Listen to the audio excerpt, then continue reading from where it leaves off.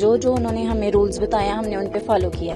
পাকিস্তানি এক তরুণীকে বিয়ে করে সেই তথ্য গোপন করার কারণে চাকরি হারাতে হয় ভারতের কেন্দ্রীয় রিজার্ভ পুলিশ ফোর্সের জওয়ান মুনির আহমেদকে। তবে চাকরি থেকে তাকে বহিষ্কার করার এই সিদ্ধান্তকে চ্যালেঞ্জ জানিয়ে আদালতের দ্বারস্থ হবেন বলে জানিয়েছেন মুনির।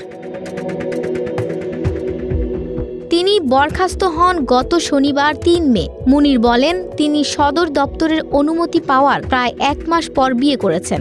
এ বিষয় নিয়ে তিনি আদালতে যাবেন বলে জানিয়েছেন। মুনিরের বক্তব্য, আমি আদালতে যাব এবং ন্যায় বিচার পাব বলে আশাবাদী। এনডিটিভির প্রতিবেদনে জানা যায়, জম্মুর ঘারোটা এলাকার বাসিন্দা মুনির আহমেদ ২০১৭ সালের এপ্রিল মাসে সিআরপিএফে যোগ দেন।